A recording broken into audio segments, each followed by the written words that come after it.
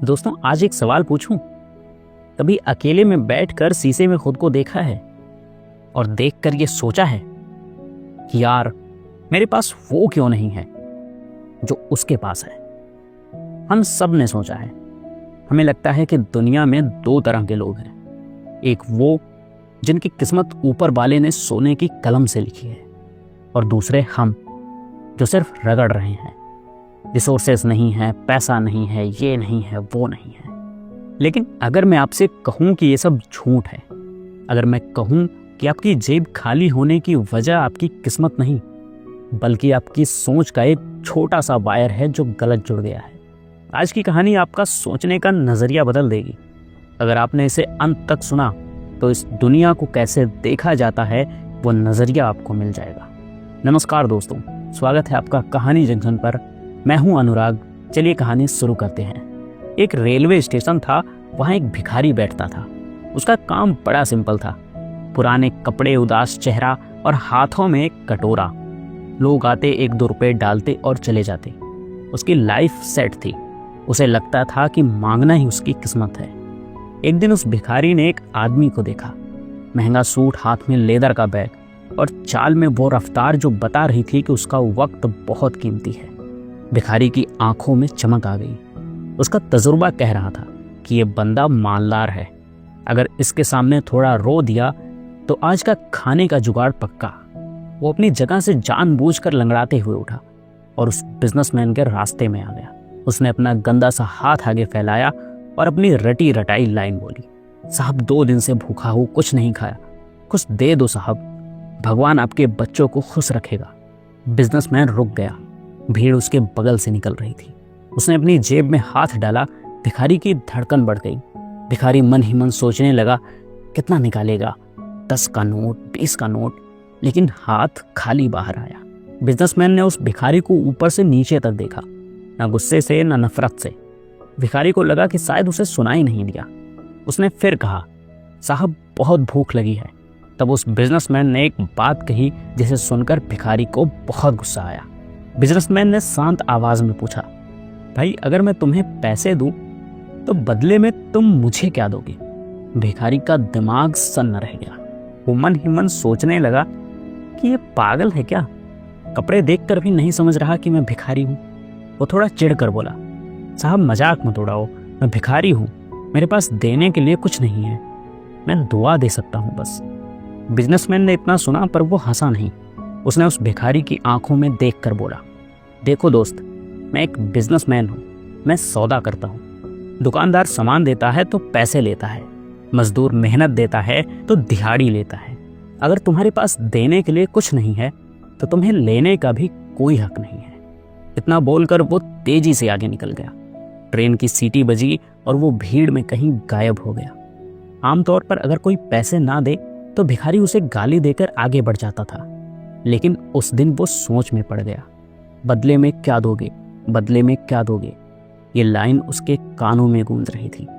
रात हो गई, स्टेशन खाली होने लगा। वो अपनी बोरी पर लेटा हुआ था, लेकिन नींद उससे कोसों दूर थी। वो मन ही मन बड़बड़ा रहा था, साला मुझे बोल के गया कि मेरा लेने का कोई हक नहीं है, मैं क्या करूं, किडनी बेच दूं अपनी?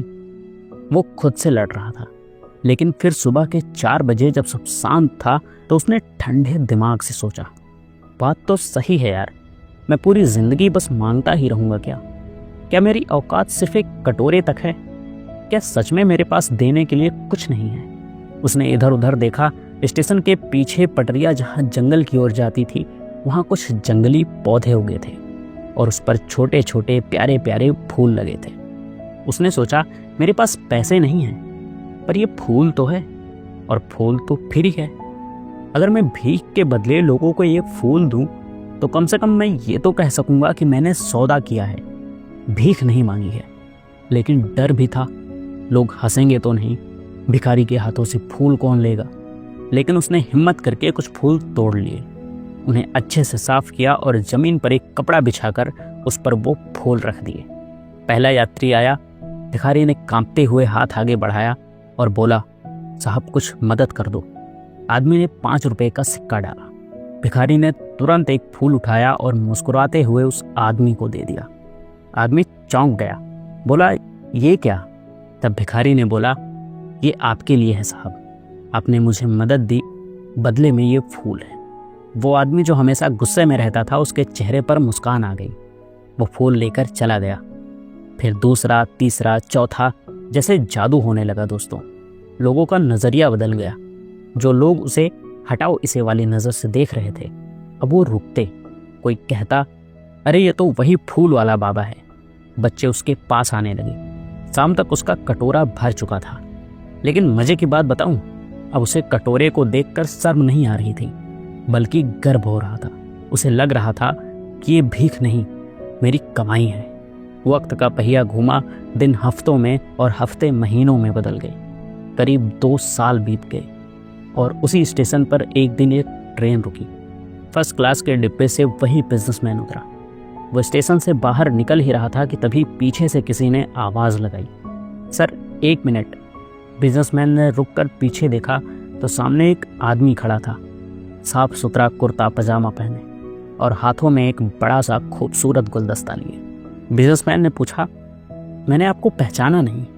उस आदमी ने वो गुलदस्ता बिजनेसमैन के हाथों में थमाया और मुस्कुरा कर कहा, सर ये मेरी तरफ से है और इसका कोई चार्ज नहीं है। बिजनेसमैन कंफ्यूज रह गया। तब उस आदमी ने कहा, सर 2 साल पहले इसी जगह पर आपने एक भिखारी से पूछा था कि बदले में क्या दोगे। मैं वही हूँ। उस दिन आपने मेरी जेब नहीं भरी, पर मेरा दिमाग भर दिया था। आज स्टेशन के बाहर मेरी अपनी फूलों की दुकान है। कई लड़के मेरे नीचे काम करते हैं। उस दिन आपने मुझे पैसे नहीं दिए थे, लेकिन एक आइडिया दे दिया था कि जब तक मैं खुद को गरीब मानूंगा तब तक मैं भिखारी ही रहूंगा। और इस आइडिया को मैंने अपने दिमाग में रखा और आज इस शहर का फूलों का एक बड़ा सप्लायर हूँ। आज किसी काम से मैं भी एक मीटिंग में जा रहा था। बिजनेसमैन की आंखें फटी की फटी रह गई। उसने आगे बढ़कर उस आदमी को गले लगा लिया।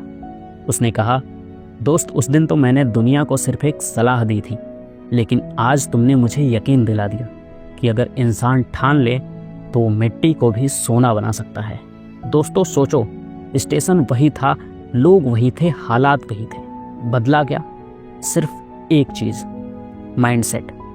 पहले वो सोचता था मुझे क्या मिलेगा, और बाद में उसने सोचा कि मैं दुनिया को क्या दे सकता हूँ। और आज आप लोग, जितने भी लोग मेरे वीडियो को देख रहे हैं, मैं आप लोगों से एक सवाल करना चाहता हूँ कि आप अपनी लाइफ में इस वक्त किस मोड़ पर हो? मांगने वाले मोड़ पे कि सब्सक्राइबर्स नहीं बढ़ रहे, व्यूज़ नहीं आ रहा, जॉब नहीं लग रही, या फिर देने वाले मोड़ पे कि मैं अपनी ऑडियंस को क्या बेस्ट दे सकता हूँ, मैं अपनी कंपनी को क्या वैल्यू दे सकता हूँ। जिस दिन आप अपने टैलेंट को पहचान लोगे और दुनिया को कुछ वैल्यू देना शुरू कर दोगे, यकीन मानो मेरे दोस्त, उस दिन दुनिया आपको वो कीमत देगी जो आपने सपने में भी नहीं सोची होगी। तो आज से रोना बंद करो और वैल्यू बढ़ाना शुरू करो। अगर इस कहानी से आपके जीवन में कुछ सीखने को मिला हो तो कमेंट में माइंडसेट ज़रूर लिखना।